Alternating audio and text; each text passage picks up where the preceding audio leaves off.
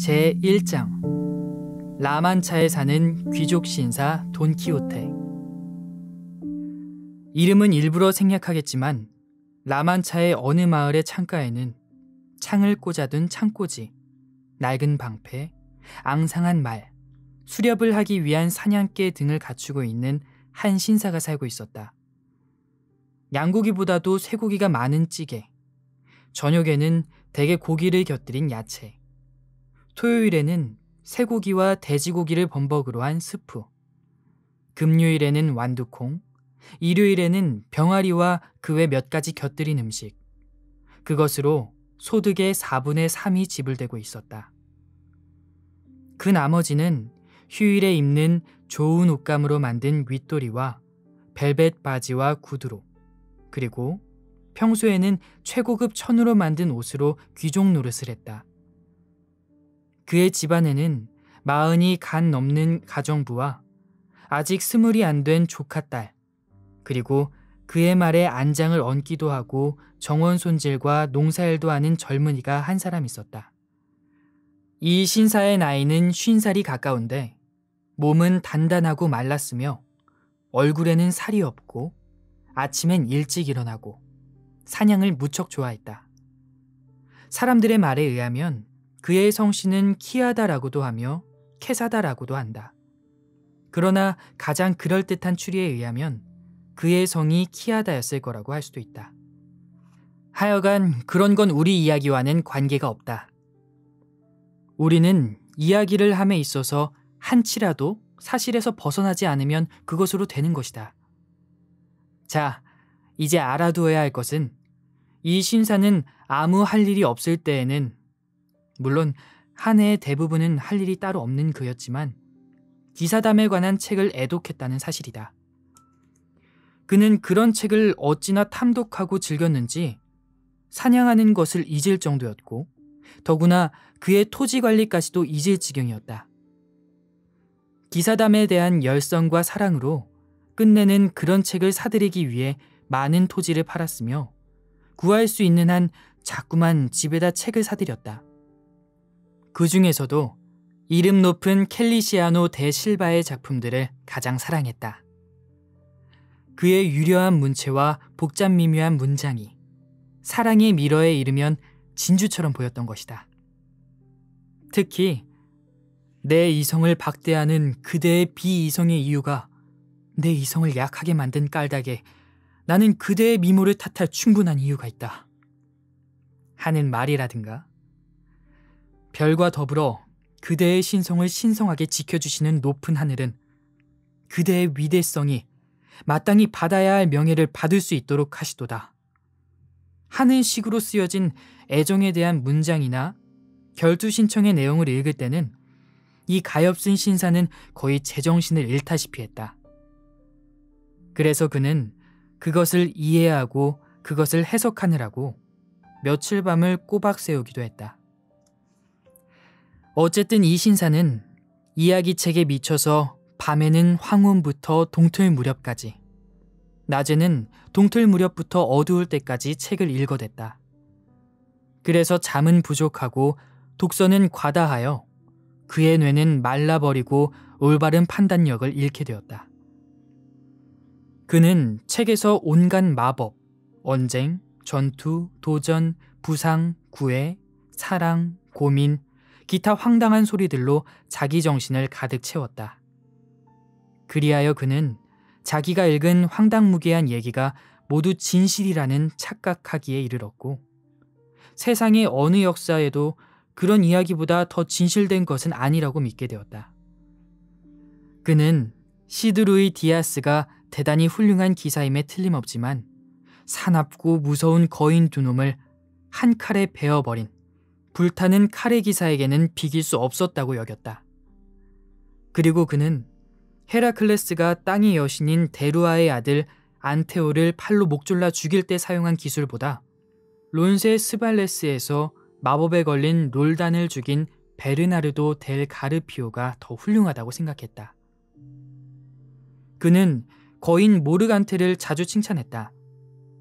모르간테는 하나같이 오만 불손한 거인임에도 불구하고 그 혼자만이 상냥하고 인간적이었기 때문이었다. 더욱이 그는 혼자보다 데몬 탈반의 레이나르도스를 가장 칭찬했는데, 특히 그가 그의 성으로부터 뛰쳐나가 만나는 자마다 재물을 강탈하고 바다 건너 이교도의 나라에서 역사가 전하는 바에 의하면 순금으로 된 마호마의 우상을 훔쳐오는 것을 읽었을 때 최고의 찬사를 퍼부었다. 그러나 배반자 갈랄론을 한 번 발길로 걷어차줄 수만 있다면 그의 가정부뿐만이 아니라 조카딸까지 죽일지 모르는 일이었다. 결국 이렇게 이성이 완전히 마비된 그는 세상의 어떤 미치광이도 생각해보지 못한 기이한 공상에 빠졌다. 자기 자신이 편력기사가 되어 철갑을 입고 말을 타고 모험을 찾아온 세상을 편력하며 자기가 책에서 배운 온갖 것을 실제로 실행한다는 것은 자기의 명예를 유지하는 데도 그렇고 국가를 위해서도 매우 올바른 일이라고 생각한 것이다. 이 가련한 사람은 이미 자신의 용감한 무술로 말미암아 자기가 적어도 흑해 남한을 다스리는 트라비손다 제국의 황제쯤은 된 것이라 생각하고 그 기묘한 쾌감에 도취되어 그의 욕망을 실행으로 옮기고자 서둘렀다. 그가 맨 처음 한 일은 수백 년 동안 까맣게 잊고 있던 녹이 슬고 곰팡이가 핀 조상들이 쓰던 갑옷을 닦는 일이었다. 그러나 그가 정성껏 그것을 닦고 수선을 하고 보니 커다란 결함이 한 가지 나타났다. 그 투구는 얼굴 가리개가 없는 단순한 철모자에 지나지 않았던 것이다. 그래서 그는 두꺼운 종이로 일종의 반가리개를 오려가지고 이 결함을 교묘히 고쳤다. 그렇게 만든 가리개를 투구에 갖다 붙이니까 완전한 투구꼴이 되었다. 그것이 칼날의 위험을 견뎌낼 수 있을 만큼 튼튼한가 보려고 칼을 뽑아 2번 내리쳤더니 일주일이나 걸려서 만든 그 물건이 박살나고 말았다. 그래서 그는 이 위험을 방지하기 위하여 안에다 철사를 붙여가지고 얼굴 가리개를 다시 만들었으나 2번 다시 시험을 해보고 싶지 않아서 그 물건을 그냥 사용키로 결정했다. 그 다음으로 그는 자기 말을 조사했는데 그의 말은 바짝 말라서 발굽은 온통 갈라지고 가죽과 뼈밖에 없다던 고넬라의 말보다도 결점이 더 많았지만 그의 눈에는 알렉산더 대왕의 부세팔로나 엘시드의 바비에카보다도 뛰어난 말로 보였다. 그리고 자기의 말에 무슨 이름을 붙일까 생각하는데 꼬박 나흘을 소비했다. 그리하여 자기의 공상과 기억에서 여러 번이나 지었었다가는 지워버리고 고치고 취소하고 다시 지은 끝에 드디어 그를 로시난테라 부르기로 작정했다. 그 이름은 정말 고상하고 부르기 쉬웠고 지금의 지위에 이르기 전까지는 세상에서 평범한 말의 으뜸이었다는 사실까지 포함한 것이었다. 그는 말에 그처럼 알맞은 새 이름을 지어주고 나서 자기 이름을 짓기로 작정하고 여드레 동안이나 그걸 생각하다가 드디어 자기 이름을 돈키호테라 부르기로 결심했다. 그 때문에 이미 앞에서 말했듯이 정확한 역사의 저자들은 그의 본명이 키아다였음이 틀림없고 다른 사람들이 주장하는 것처럼 케사다는 아니라고 믿는 것이다. 그러한 용감한 아마디스가 짤막한 자기 이름으로는 만족하지 않고 이름을 더 유명하게 하느라고 자기가 출생한 왕국 이름을 덧붙여서 가울라의 아마디스라 자칭했던 사실을 본떠 라만차의 돈키호테라 부르기로 정했다. 이렇게 함으로써 자기의 가문과 나라를 정확하게 알릴 뿐만 아니라 나라 이름에서 자기 성을 따왔으니 나라를 명예롭게 했다고 생각했다. 이제 갑옷도 깨끗하게 닦았으며 투구도 완전히 갖추었고 말의 이름도 지었고 자기의 이름도 지었으니 남은 것은 꼭 한 가지, 열렬한 사랑을 바칠 연인이 없는 편력기사는 잎이나 열매가 없는 나무와도 같고 육체에 영혼이 없는 것과 같다. 그는 열심히 혼자서 마구 짓거렸다. 만일 내 죄값으로 또는 행운으로 편력기사들이 보통 당하는 것처럼 이 근처에서 어떠한 거인을 만나서 그 거인을 쓰러뜨리거나 그 녀석의 몸을 두동강 내든가, 아니면 그 놈을 이겨서 항복받는다면 그 놈을 내 아름다운 여인에게 선물로 보내서 앞에 무릎을 꿇고 그 놈으로 하여금 공손한 말씨로 아가씨, 저는 말린 드라니아 섬의 주인인 거인 카라쿨리안 브루이온데 사람의 말로서는 더 이상 찬양할 수 없는 라만차의 돈키호테 기사님에게 단 한 번 싸움에 패하고 아가씨 존전에 가서 배우라는 분부를 받았사옵니다.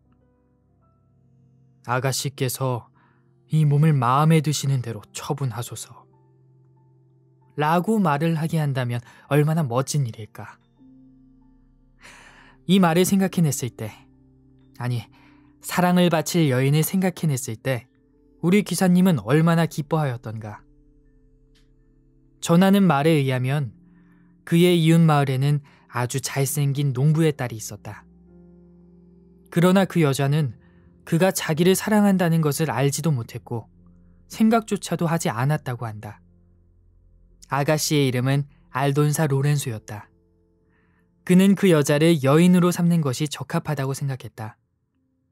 그리고는 그 여자의 본명과는 거리가 멀지 않으면서도 공주와 귀부인의 신분을 암시할 수 있는 이름을 찾던 끝에 그 여자를 델토보소의 돌시네아라 부르기로 결심했다.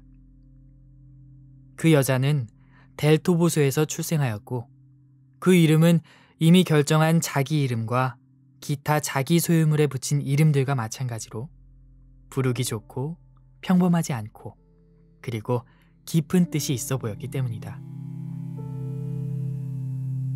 제2장 돈키호테 고향을 떠나다. 이렇게 모든 준비가 완료되자 자기가 나서서 시정해야 할 잘못과 바로잡아야 할 불의와 제거해야 할 부정과 수행해야 할 의무를 생각해 볼 때 자기가 속히 출연하지 않음으로 인하여 세상이 당하고 있는 막대한 고통과 손실을 생각하니 계획을 실행에 옮기는 것을 더 이상 지체시킬 수가 없었다. 그래서 무더운 7월의 어느 날, 날이 채 밝기도 전에 아무도 몰래 완전 무장을 하고 로시난테를 타고 제대로 수리가 안 된 투구를 뒤집어 쓰고 방패를 어깨에 걸고 창을 움켜쥐고 문을 통해 들판으로 나섰다. 그러나 그가 허허벌판에 나오자마자 방금 시작한 계획을 거의 포기하게끔 만드는 무시무시한 생각이 밀려왔다. 그는 자기가 기사의 칭호를 받은 적이 없다는 것과 그런 까닭으로 기사도의 법칙에 의해 정식 기사에게 대항할 수도 없고 또 대항해서는 안 되며 기사의 칭호를 받는다고 해도 자기의 용맹에 의하여 문장을 획득하기까지에는 견습기사로서 문장이 없는 갑옷을 입어야 한다는 사실을 기억해냈던 것이다. 이런 생각은 그의 결심마저 흔들리게 했지만 그는 많은 책에서 읽은 바와 같이 여러 사람들이 하던 것을 흉내내어 길에서 만나는 맨 처음 사람에게 기사의 칭호를 받으리라 결심했다. 이렇게 하여 그는 마음을 진정시키고는 그의 말이 가는 대로 길을 재촉했다. 그렇게 하는 것이 모험이라 생각했다. 앞으로 내 이름 높은 업적이 퍼지게 되는 날에 그 얘기를 기록하는 현명한 저자는 나의 최초의 원정에 대해서 틀림없이 이렇게 말할 것이다. 즉, 태양신 아폴로가 광활한 대지의 얼굴에 그의 아름다운 황금 머릿결을 펼쳐내자마자 붉게 타는 알록달록한 작은 새들은 시샘 많은 그 남편의 부드러운 침상을 떠나 라만차의 지평선의 문과 발코니에 나타난 장밋빛 새벽의 여신이 나타나심을 달콤한 노래로 인사를 드리고자 할 사이도 없이 이름 높은 편력기사 라만차의 돈키호테는 지저분한 소미불을 걷어차고 그 이름 높은 군마 로시난테의 높이 올라 옛부터 이름난 몬티올의 광야를 건너다 라고 영원한 기념물로서 황동으로 조각하고 대리석에다 새기고 나무에다 그려도 부끄럽지 않을 나의 이름 높은 공적이 널리 알려질 시대야말로 행복되도다. 운수가 좋도다. 그리고 이 기묘한 이야기를 기록할 운명을 가진 그대 마법사 같은 저자여. 내 모든 여행에 나와 항상 동행하는 이 훌륭한 로신한테도 부디 잊지 마시라. 그리고는 마치 정말 사랑에 번민하는 사람같이 다시 부르짖었다. 오, 돌시네야 공주여. 그대는 나를 물리치시고 다시는 아름다우신 그대 앞에 나타나지 말라는 잔인 냉혹한 명령을 내려서 나에게 크나큰 상처를 안겨주셨습니다. 공주여, 그대를 사랑하는 탓으로 이렇게 고통을 참아야 하는 신의 하인을 기억하여 주소서. 그는 책에서 읽은 대로 온갖 재주를 다하여 책 속 주인공의 말투를 흉내내며 그 밖에 이것저것 헛소리를 닥치는 대로 갖다 붙였다. 그는 말을 천천히 몰았다. 그날 그는 온종일 아무 일도 만나지 못하고 여행했다. 그는 자기의 강한 팔힘을 시험해 볼 만한 상대를 당장 만나고 싶었는데 그만 실망을 했다. 그가 만난 최초의 모험은 라피세의 좁은 골짜기였다고 하는 이들도 있고 또 풍차 모험이 처음이었다고 하는 이들도 있었다. 그러나 내가 조사한 바로는 라만차의 연대기에 쓰여있는 바를 보면 그는 그날 종일 말을 달렸다는 것과 밤이 되자 그의 말과 그는 피로하고 배가 고파 죽을 지경에 이르렀다는 사실뿐이다. 잠잘 곳과 당장 필요한 물건들을 얻을 수 있는 무슨 성이나 양치기의 오두막을 찾으려고 사방을 두리번거리던 끝에 여행하고 있는 길에서 멀지 않은 곳에 여관이 있는 것을 보았다.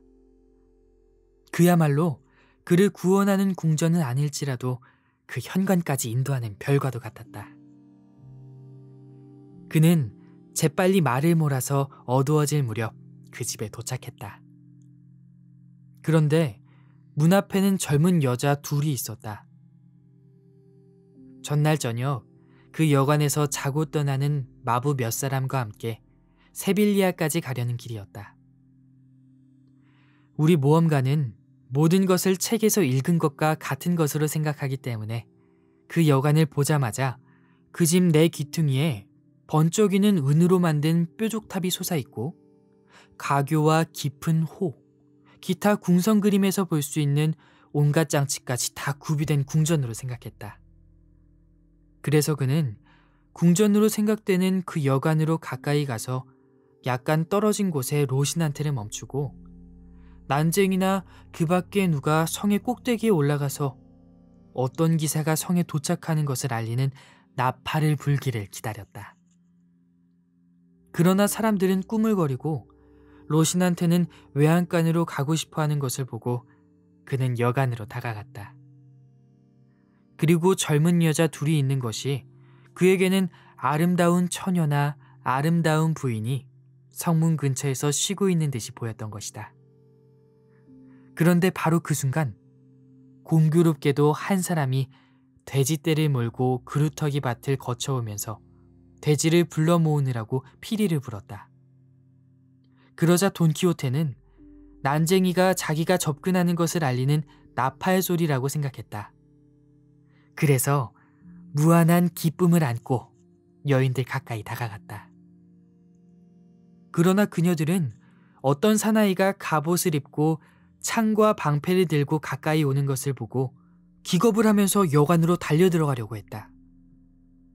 그러나 돈키호테는 그들이 도망가려는 것을 보자 자기가 무서워서 그러는가 짐작하고 두꺼운 종이로 만든 얼굴 가리기를 위로 젖혀서 그의 바짝 마르고 먼지가 뿌옇게 덮인 얼굴을 반쯤 나타내고 은근하고도 조용한 음성으로 말을 건넸다. 아가씨들이여, 부디 달아나지 마시고 또한 조금도 나를 두려워 마십시오. 어떠한 사람에게든지 지체 높으신 아가씨들에게 해를 가하는 것은 제가 속한 기사단에 어울리지도 합당하지도 않은 일입니다. 여인들은 그 엉터리 가리개 때문에 거의 볼 수가 없었던 그의 얼굴을 한번 보려고 그를 힐끗 바라보았다. 그러나 자기들에게 아가씨라는 어울리지도 않는 소리로 부르는 것을 들었을 때 자기들의 직업과 너무나도 동떨어진 말이라서 그만 큰 소리로 웃었다. 그러자 돈키호테는 좀 불끈해서 다시 아름다운 분들에게는 정숙한 태도가 어울립니다. 더구나 사소한 일로 웃음을 터뜨림은 매우 경박한 행동입니다. 저는 여러분을 괴롭히든가 성나게 해드리려고 이런 말을 하는 것은 아닙니다. 저는 여러분을 도와드리고 싶은 마음뿐이니까요. 무슨 말인지 알아들을 수 없는 그의 말과 우리 기사님의 이상한 몰골은 더욱더 그 여인들의 웃음을 자아낼 뿐이었고, 그래서 그는 더욱 화를 냈다. 그 순간 몸이 무척 뚱뚱한, 무척 마음씨가 좋아 보이는 여관 주인이 나타나지 않았더라면 사태는 더 험악하게 변했을 것이다. 주인은 창과 방패와 갑옷의 차림을 갖춘 해괴한 모습의 사람이 도무지 어울리지 않게 말을 탄 꼴을 보고 재미있다고 웃어대는 젊은 여자들과 합세를 할 뻔했다. 그러나 그처럼 완전한 무장을 한 것이 무섭기도 해서 공손히 이야기하기로 마음먹고 말을 걸었다. 기사님께서 숙소를 구하신다면 이 여관에는 침대가 하나도 없습니다만 그 밖엔 무엇이든 많이 있습니다. 그래서 돈키호테는 이 성체의 여관 주인을 성주로 생각했다. 그래서 주인의 공손한 태도를 보고 흡족하여 대꾸했다. 가르텔란 공, 귀하가 가지고 계신 것만으로 충분합니다. 무기는 내 장신구요, 나의 휴식은 오직 싸움입니다. 주인은 그가 자기를 카스텔라 지방에서 온 믿을 만한 사람인 줄 알고 자기더러 카스텔란이라고 부르는 줄로 생각했다. 실제에 있어서 그는 카쿠스만큼이나 도둑근성이 있고 학생이나 사와나이만큼 잔깨가 많은 산테카르 해변 출신의 안달루시아 사람이었다. 그는 이렇게 대답했다. 정 그러시다면 기사님은 저 딱딱한 돌바닥을 침대로 삼아서 날이 샐 때까지 눈을 뜨고 감시를 하며 주무십시오. 그러니까 이 집에서는 하룻밤뿐만이 아니라 1년 내내 눈을 뜨고 있어야 하는 이유를 잘 기억하시고 마음 놓고 말에서 내리십시오. 그는 이렇게 말을 하면서 돈키호테의 몸을 부축하려고 가까이 왔다. 우리 기사님은 온종일 굶어서 말에서 내릴 때 고생하지 않으면 안 되었다. 그 다음 그는 온 세상에서 귀리를 먹고 자란 말 중에 그만큼 훌륭한 말은 또 없다고 하며 주인에게 말을 잘 부탁했다. 여관 주인이 그 짐승을 훑어보니 돈키호테의 얘기처럼 그렇게 훌륭해 보이지는 않았다. 그러나 어쨌든 말을 마구간에다 갖다 놓고 손님의 분부를 들으려고 돌아왔다. 아가씨들은 기사와 다시 화해하고 그의 갑옷을 벗겼지만 목도리 갑옷과 가짜 투구는 벗길 수가 없었다. 투구는 푸른 끈으로 꽉 붙들어 매었는데 그 매듭을 풀 수가 없어서 잘라야 할 판이었다. 그러나 그는 절대로 자르는 것을 허락하지 않고 그날 밤 내내 투구를 쓴 채로 있었으니 그 꼴은 상상할 수 없이 기괴하고 망측스러웠다.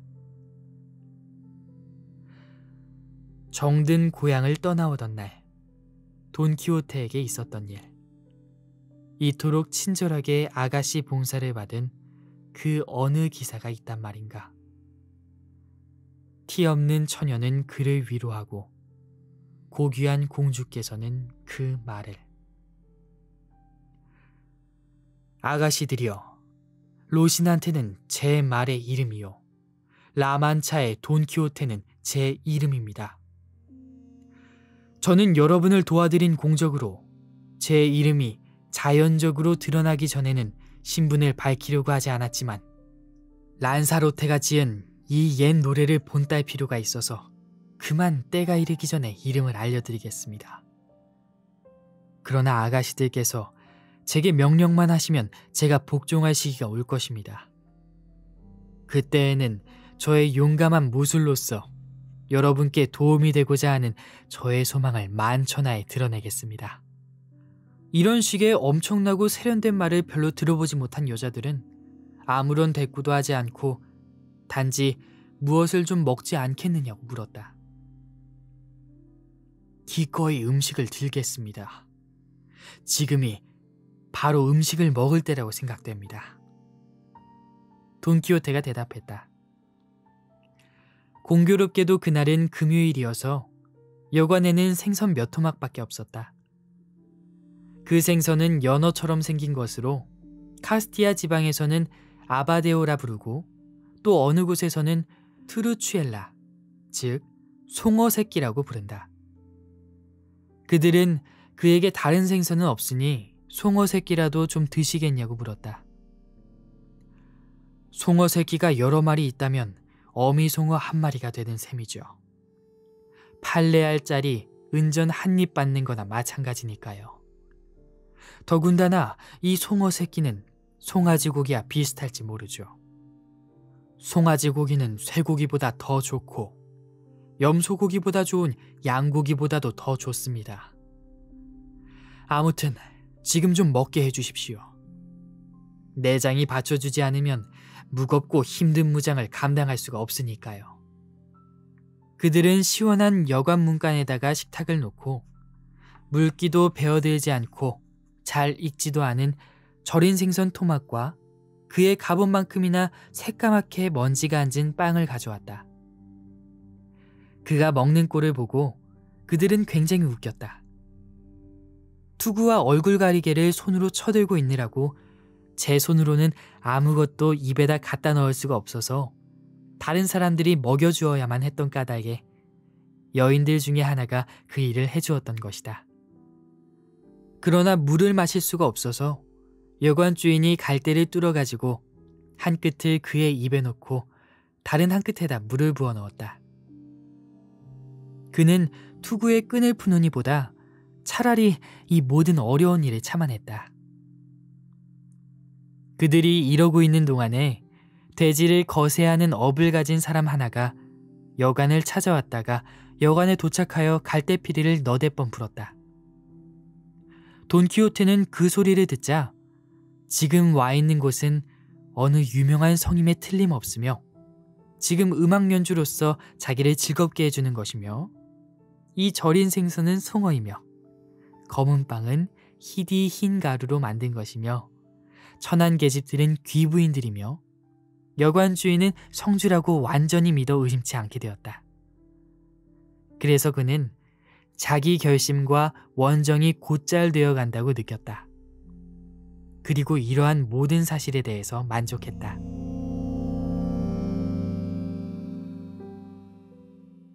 제3장 돈키호테가 편력기사의 자격을 얻기 위해 벌인 행동. 이런 생각을 하니 마음이 초조해진 그는 초라한 여관집 저녁 식사 시간을 서둘러 끝냈다. 그리고 주인을 불러 마구간 문을 닫고 그 앞에 무릎을 꿇고 말했다. 용감하신 성주님, 제가 지금 청하려는 것을 허락하시기 전에는 이 자리에서 결단코 일어나지 않겠습니다. 제 소원은 성주님의 명성을 크게 높이고 인류의 복지에 크게 공헌할 만한 것입니다. 손님이 발 앞에 무릎을 꿇고 그런 말을 하는 것을 들은 여관 주인은 어쩔 줄 몰라 멍하니 바라보면서 일어나라고 말했다. 기사는 막무가내였다. 그래서 그의 청을 들어주겠다고 약속을 했다. 그대여, 나는 그대의 허락이 있을 거라 기대했어. 아량이 크신 그대께서 허락하신 저의 청은 내일 아침에 저를 정식 기사로 만들어 주십사 하는 것입니다.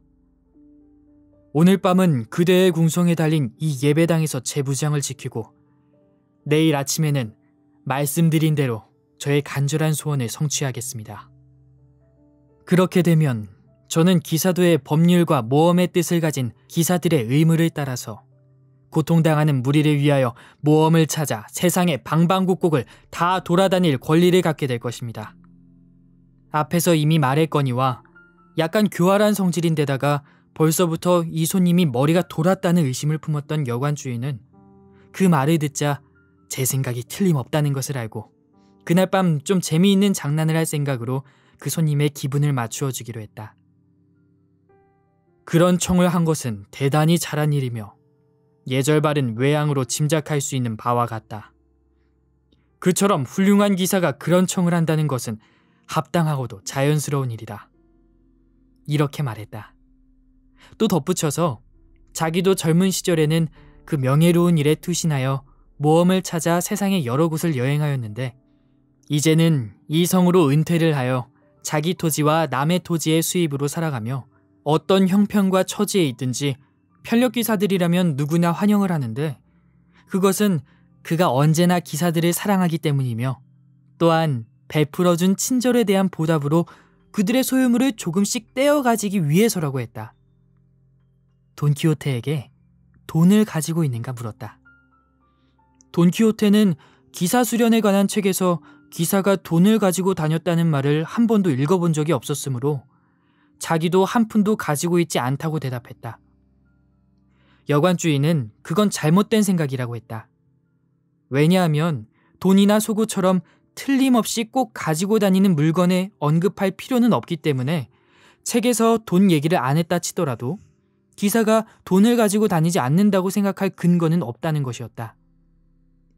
수많은 책에 가득히 실린 편력기사들이 긴급사태에 대비해서 두둑한 돈주머니와 또한 부상당했을 때 치료를 하기 위하여 상비약이 가득 든 조그마한 상자와 깨끗한 속옷을 가지고 다녔다는 것은 분명한 사실이라고 그는 말했다.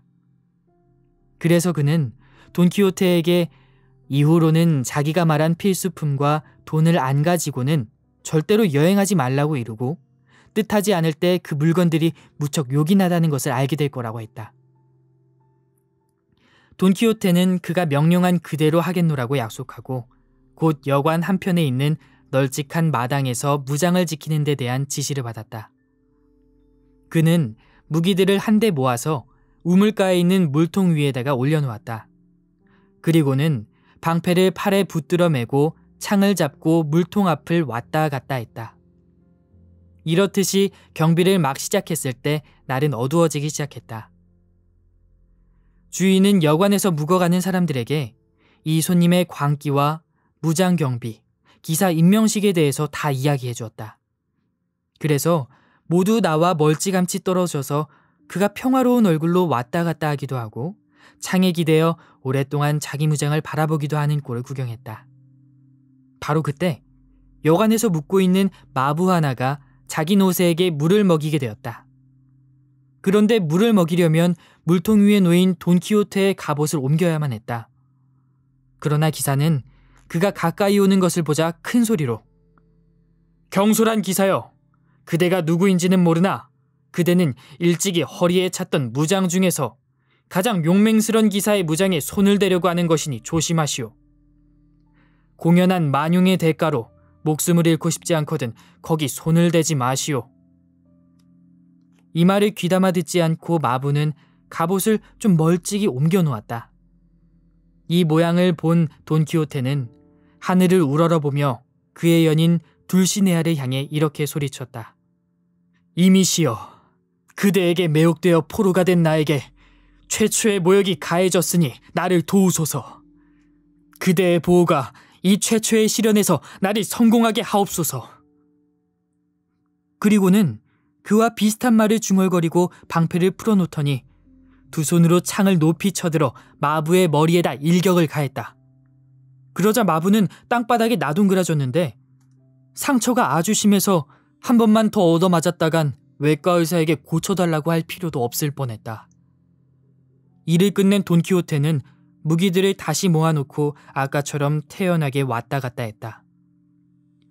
얼마 후 다른 사람이 무슨 일이 생긴지도 모르고 역시 노새에게 물을 먹이러 나왔다. 그리고 물통에서 무기를 치우려고 하는 순간 돈키호테가 아무 소리도 없이 다시 방패를 풀고 창을 들어 마부의 머리를 내리쳤다. 그런데도 창은 조금도 상하지 않았다. 그 소리에 여관에 들어있던 사람들과 주인이 모두 뛰어나왔다. 그것을 본 돈키호테는 방패를 팔에 걸고 칼에다 손을 갖다 대며 소리쳤다. 오, 이 약한 마음의 기둥이신 아름다운 그대여. 이때야말로 포로가 된 이 기사에게 훌륭하신 그대의 시선을 돌리실 때입니다. 나는 지금 큰 모험을 앞에 놓고 있나이다. 이 말을 하고 나서 그는 어찌나 용기가 생기는지 세상 천지의 모든 마부들이 덤벼든데도 한 발자국도 물러서지 않을 것 같았다. 다친 사람의 친구들은 그 참혹한 꼴을 보자 조금 떨어진 곳에서 돈키호테에게 돌을 퍼부었다. 내 놈들 천하고 더러운 오합지졸들은 문제도 삼지 않는다. 그래, 돌을 던져. 자, 덤벼라. 얼마든지 공격을 하란 말이야. 이 무례하고 어리석은 짓의 대가로 무슨 벌을 받게 될지 잘 알게 해주마. 그는 소리쳤다. 의기충전해서 말을 하니 듣는 사람들도 공포에 사로잡히는 듯했다. 그런 이유도 있고 또 여관의 권유도 있고 해서 그들은 돌 던지기를 그쳤다. 그러자 돈키호테도 다친 사람을 옮겨가는 것을 허락하고 아까처럼 태연하게 다시 무기를 지켰다. 이쯤 되니 여관도 무슨 일이 더 벌어지기 전에 그 재수없는 기사칭호를 곧장 수여하기로 결정했다. 그래서 그는 그 천박한 자들이 자기도 알지 못하는 사이에 그처럼 무리하게 굴어서 미안하다고 하고 또 이미 그들을 엄중하게 벌했으니 용서해달라고 했다. 그리고 벌써 말한 바와 같이 그 성에는 예배당이 없으니 그 밖에 다른 예식도 필요 없다고 말했다. 기사도의 예식에 대해서 그가 알고 있는 바에 의하면 기사칭호를 수여하는 데 있어서 가장 중요한 점은 목과 어깨를 두드리는 데 있으니 그런 것은 밭 가운데서도 행할 수 있다는 것이었다. 게다가 보통은 2시간만 무정을 지키면 되는데 돈키호테는 이미 4시간이나 지키고 서 있었으니까 무장을 지키는 의무도 다 이행한 것이라고 말했다. 돈키호테는 이 말을 다 그대로 믿고 순순히 명령에 복종하겠다고 말하고 되도록 빨리 일을 끝내달라고 부탁했다. 일단 기사칭호를 받은 다음에 또 공격을 받는 경우에는 성주가 부탁하는 사람과 성주의 체면을 생각해서 살려둘 사람을 제외하고는 성 안에 있는 놈들을 깡그리 죽여버릴 결심이었다. 이 말을 듣고 겁이 덜컥 난 성주는 마부들이 실어온 집과 보리를 적어넣은 장부책을 내왔다. 그리고는 어떤 아이에게 촛불을 들고 오라고 하고 2 여자를 데리고 와서 돈키호테를 꿇어앉게 했다. 그리고 무슨 성스런 기도라도 암송하듯이 장부책을 읽으면서 손을 들어 기사의 목을 세차게 한번 치고 다음에 그의 칼로 등을 가볍게 쳤다. 그러는 동안 그는 계속 입속으로 기도를 올리는 것처럼 중얼거렸다. 이 예식이 끝나자 그는 한 여자에게 돈키호테에게 칼을 채워주라고 했다. 그 여자는 대단히 민첩하고 또한 상당히 조심스럽게 그 일을 수행했다. 예식이 차례로 진행되는 동안 웃음이 터져나왔지만 새 기사의 용맹을 이미 보았는지라 겨우 억제할 수 있었다. 그 여자는 칼을 채워주면서 이렇게 말했다. 천주님께서 나리님을 복된 기사님으로 만들고 전쟁하실 때 행운을 주시기 빕니다. 이와 같은 미중위의 예식이 빠르게 끝났을 때 돈키호테는 말을 타고 모험을 찾아 달리고 싶어서 죽을 지경이었다. 그래서 곧 로신한테에게 안장을 얹어 올라타고 자기에게 기사의 칭호를 수여해준 그 친절에 대해 거듭 감사하다고 했는데 그 말이 없지나 갑작스러웠는지 그 뜻을 제대로 전할 수가 없었다.